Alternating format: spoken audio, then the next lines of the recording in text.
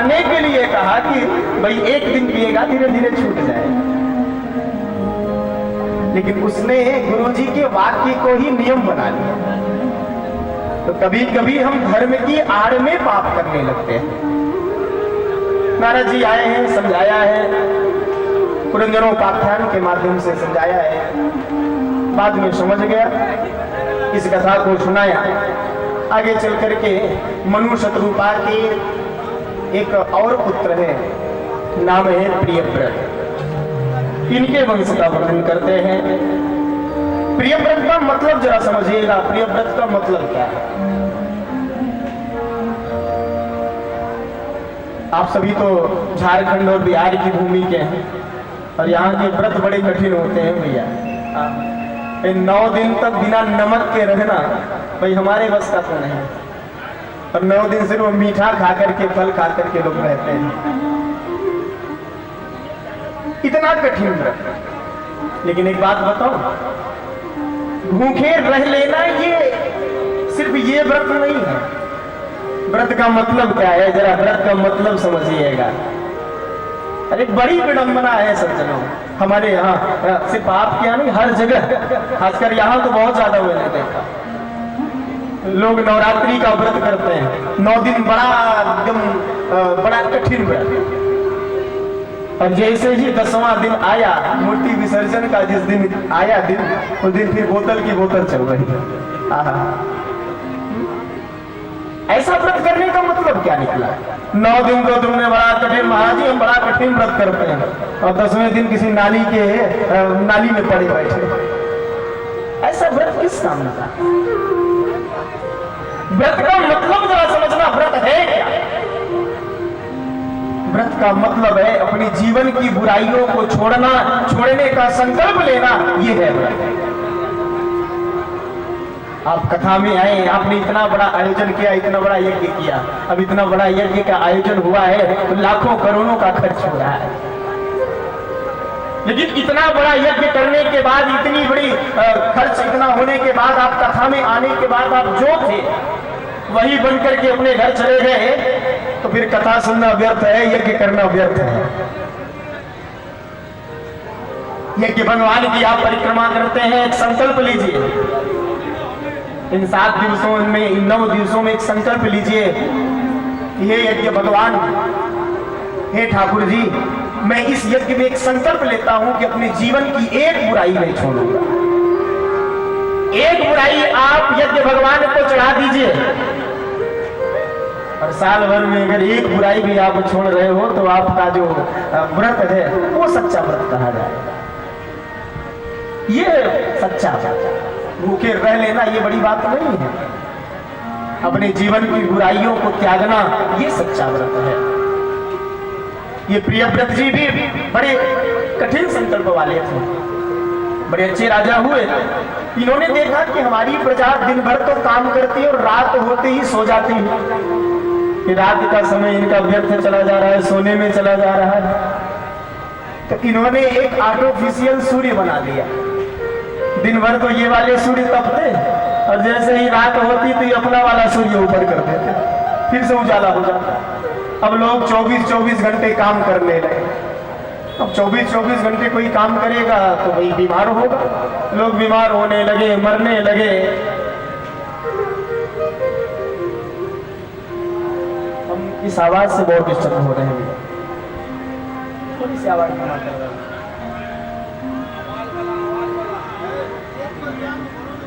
हमारा ध्यान बार बार वहीं चला जाता है।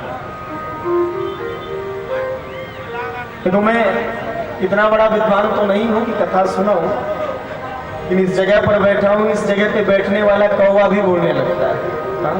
काकभूषुंडी जी भी इस जगह पे बैठ जाते हैं तो भी बोलने लगते हैं। तो मैं बोल नहीं रहा हूं, मेरे अंदर जैसे वो सीडी प्लेयर का जमाना आपने देखा होगा, वो कैसेट वाला जमाना, उसमें क्या होता, बोले प्लेयर में कैसेट लगाई जाती और कैसेट चलने लगती, तो जो कैसेट में रील होती वो टीवी में दिखने लगती। और मान लो कैसेट में थोड़े से स्क्रैच होते अगर, तो फिर वो जो पिक्चर क्वालिटी थी वो कमजोर हो जाती, तो फिर पिक्चर क्वालिटी फंसने लगती। तो हमारे अंदर भी एक वो कैसेट घूम रही है। और जैसे ही ध्यान भंग होता है ना वो कैसे फंसने लगती है। बोलो राधे राधे, तेरा जोर से बोलो। अरे थोड़ा एक बार और जोर लगा। तो मैं निवेदन कर रहा था, ब्रह्मा जी ने आकर के समझाया, महाराज सृष्टि के नियम को मत बदलिए, जो परमात्मा का नियम है उसको बना रहने दीजिए। इन्हीं के वंश में आगे चल करके ऋषभ देव जी महाराज हुए। ये वही ऋषभ देव जी हैं सज्जनों, जो जैन धर्म के प्रवर्तक माने गए हैं। जैन धर्म में जिनकी प्रथम तीर्थकर के रूप में पूजा होती है। मैंने एक दिन निवेदन किया था, पंथ हमारे कई हो सकते हैं लेकिन जड़ एक है। क्या बोले? सनातन। हम सब सनातनी हैं। ये ऋषभ देव जी महाराज भी जैन धर्म के प्रवर्तक हैं, लेकिन इनकी जड़ कहां है? बोले सनातन से है इनकी जड़। ऐसे ऋषभ देव जी महाराज बड़े सत्संगी थे। इनके 100 पुत्र हुए और 100 पुत्रों को इन्होंने ऐसा सत्संग सुनाया, ऐसा सत्संग सुनाया कि अपने ही 99 बेटों को साधु बना दिया। विरक्त हो जंगल चले गए भजन करने के लिए। अंत में अपना भी ये भजन करने के लिए चले गए। एक बेटे जो बचे थे भरत जी महाराज, उनको सिंहासन पे बिठा दिया। अच्छा, ऋषभ देव जी महाराज भजन करने के लिए गए, इनके पास सभी सिद्धियां पहुंच गई। अब तो लोगों की भीड़ लगने में, तो ऋषभ देव जी महाराज जहां बैठते हैं वही मलमूत्र का परित्याग कर देते हैं और कई महीने स्नान ही नहीं करते। कोई आता है तो पत्थर मारना शुरू कर देते हैं। लोगों ने कहा भैया ये तो पागल हो गया, और संसार के किसी काम के नहीं रहना है ना तो पागल का ठप्पा लगवा। पागल का ठप्पा लग गया तो फिर कोई नजदीक नहीं आया। ऋषभ देव जी महाराज के पास भी अब कोई नहीं आया। ये भगवान का भजन करते हुए भगवान के धाम को गए। इनके बेटे भरत जी महाराज सिंहासन पर बैठे और जब चौथी अवस्था आई तो वो भी अपने बेटे को सिंहासन पर बिठा करके स्वयं भजन करने के लिए चले गए। अच्छा, भजन करने कहाँ गए? बोले गंडकी नदी, नेपाल जो है जहां से शालिग्राम भगवान मिलते हैं, उस गंडकी नदी के तट पर गए हैं। छोटी सी कुटिया बनाई है और गंडकी नदी में खड़े होकर के रोज माला लेकर के जाप करते हैं। इनका नित्य का नियम है। संयोग से एक दिन एक घटना घटी। ये गंडकी नदी में माला लेकर के खड़े थे, माला जप रहे थे कि एक सिंह मृग के पीछे पड़ा हुआ। उसने मृग के ऊपर, वह गर्भवती थी, डर के मारे वह गंडकी नदी में छलांग लगा गई। छलांग तो लगाई लेकिन एक गड़बड़ हो गया। क्या बोले? इतनी डरी हुई थी कि जो उसका गर्भस्थ शिशु था वह पानी में ही जन्म ले। अब ये तो किसी तरह तैर करके बाहर चली गई, लेकिन वो जो गर्भस्थ शिशु था वह तो पानी में तैरने लगा। ठीक है, चला। भरत जी महाराज की नजर पड़ गई। ये मृगी प्रसव पीड़ा को सह नहीं पाई, बाहर पहुंची तो मर गई। जब भरत जी महाराज ने सोचा ये मृग तो पानी में है, ठंडा ठंडा हिमालय से पानी आ रहा है और इस ठंडे पानी में पड़ा रहेगा तो मर जाएगा। उन्होंने उस मृग को उठाया, अपने आश्रम लेकर के आए। अच्छा, यहां तक तो ठीक था, जीव मात्र पर दया करनी ही चाहिए, लेकिन धीरे धीरे उस मृग के प्रति भरत जी महाराज की आसक्ति बढ़ने लगी। देखो, संसार में आप आए हो सज्जनों, आपका विवाह हुआ है, बच्चे हैं, माता पिता हैं, उनका पालन पोषण करना ये आपकी जिम्मेदारी है, करना चाहिए। लेकिन सबसे बड़ी भ्रांति यही है कि हम इनके बिना जी नहीं पाएंगे। हाँ, कहते हैं ना, हम तुम्हारे बिना जी नहीं सकते। सबसे बड़ी भ्रांति यही है। आप संसार में है, मोक्ष है क्या? हम मोक्ष की बात करते हैं, मोक्ष है क्या? बोले घर में मोक्ष, कहीं जंगल में जाकर के मोक्ष नहीं मिलता। आप घर में भी मोक्ष को प्राप्त कर सकते हो। कैसे? बोले घर में रह करके भी आप तपस्वी का जीवन बिता सकते हो। कैसे? बोले इस भ्रांति को छोड़ दीजिए कि हम तुम्हारे बिना जी नहीं सकते।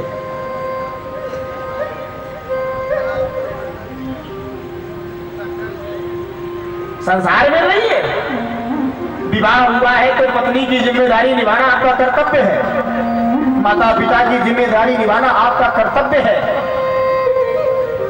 बच्चों की जिम्मेदारी निभाना आपका कर्तव्य है, उसको पूरा करिए। लेकिन अपनी दृष्टि में यह भी रखिए कि ये सब छोड़ करके फिर एक बार हमें कहीं और भी मुंह दिखाना है।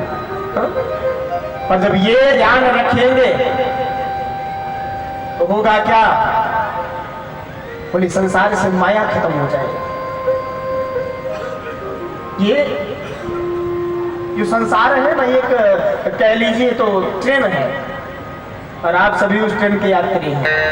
ट्रेन बढ़ी, आपका स्टेशन आया, आप ट्रेन में चढ़ गए। ट्रेन आगे बढ़ी, अगला स्टेशन आया तो कुछ यात्री और चढ़ गए। कौन? बोले आपका विवाह हो गया। अब ट्रेन और आगे बढ़ी, अगले स्टेशन में कुछ यात्री और चढ़ गए। कौन? आपके बच्चे हो। अब कुछ थोड़ा सा और आगे चले तो अगला स्टेशन आ गया। कौन सा स्टेशन? बोले आपके उतरने का स्टेशन आ गया। उतरने का स्टेशन मतलब ऊपर जाने का। अब अगर आप अपने से उतर जाओगे तो ठीक है, और अगर आप जबरदस्ती कर रहे हो कि नहीं हम तो बैठे ही रहेंगे, हम तो जहां तक ट्रेन जाएगी वहां तक बैठेंगे, तो होगा क्या? बोले काली कोट वाला टीटी आएगा और धक्का मार करके बाहर कर देगा। ये भावना रखिए तो आपका घर ही वृंदावन है, आपका घर ही अयोध्या है, तो कहीं जाने की जरूरत नहीं है। भरत जी महाराज पहले 1 माला जपा करते थे, 2 माला जपा करते थे, 10 माला जपा करते थे, लेकिन अब जैसे ही माला लेकर के बैठते हैं, ये छोटा सा मृग का बच्चा आकर के भरत जी महाराज को चाटना शुरू कर देता है। भरत जी महाराज अपना माला उठा के रख देते हैं। अरे राम राम, इसका है ही कौन? इसकी माँ तो मर गई, इसका सब कुछ तो मैं ही हूँ। अब माला रख करके उस मृग को खिलाना शुरू करते। अब धीरे धीरे करके पहले 5 माला जपते, धीरे धीरे 1 माला हो गई, अब वो माला भी बंद हो गई। अब तो उस मृग के पीछे पीछे ही दौड़ते रहते हैं। संयोग से एक दिन वह मृग अपनी स्वजातीय मृगों को देख करके जंगल में चला गया उनके साथ। लौट करके वापस नहीं आया। भरत जी महाराज बड़ी देर तक उसका रास्ता देखते रहे, लेकिन उसके मोह में भरत जी महाराज को लगा कि कहीं हिंसक पशु ने उसे खा तो नहीं लिया। और उस मृग की याद में, उस मृग को याद करते करते भरत जी महाराज ने अपने प्राणों का ही परित्याग कर दिया। और कहते हैं ना, अंते यामती सागति, अंत समय जो सोच करके मरेंगे वही बनना पड़ेगा। विडंबना देखिए, जब किसी व्यक्ति का अंत समय आता है तो परिवार वाले आकर के घेर लेते हैं। उसको ये नहीं कहते कि राम राम बोलो, उसको आके घेर लेंगे, कहेंगे दादाजी पहचान रहे हो कौन है ये? तो दादाजी भी कहेंगे हाँ ये तो हमारा नाती है। अब नाती कहते कहते दादाजी पधार गए। अच्छा, कुछ दिनों के बाद उस घर में एक बच्चा हुआ, उसका चेहरा बिल्कुल दादाजी के जैसा था। ओ भैया सीताराम।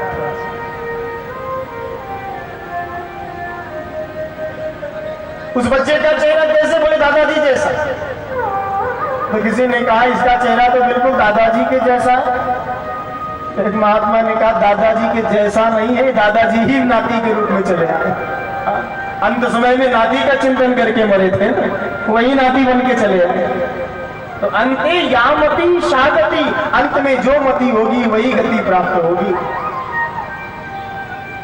अब इन्होंने अंत समय में मरते समय मृग का ध्यान किया, तो अगली गति इनकी मृग की ही हुई, मृग की योनि प्राप्त हुई। लेकिन भगवान की कृपा देखिए, मृग की योनि में भी इनको पूर्व जन्म की याद बनी हुई है। हम क्या किए तो क्या बन गए, पूर्व जन्म का ज्ञान है। मृग के रूप में भरत जी महाराज आए तो भरत जी ने कहा कि अब मैं ये कर्म नहीं बनाऊंगा, हरी घास नहीं खाते, क्योंकि हरी घास खाऊंगा कहीं कोई जीव जंतु हो मर जाए तो फिर से कर्म बन जाएगा, तो सूखी घास खाते हैं। संयोग से एक दिन जंगल में लगी आग, ये भाग नहीं पाए, इनकी मृत्यु हुई। अगला जो जन्म हुआ तो एक अंगिरस गोत्रीय ब्राह्मण के यहाँ हुआ। लेकिन भगवान की कृपा देखिए, इस अवतार में भी, इस जन्म में भी इनको पूर्व जन्म की याद बनी हुई है। कि हम पिछले जन्म में क्या थे, क्या किया तो क्या हो गए।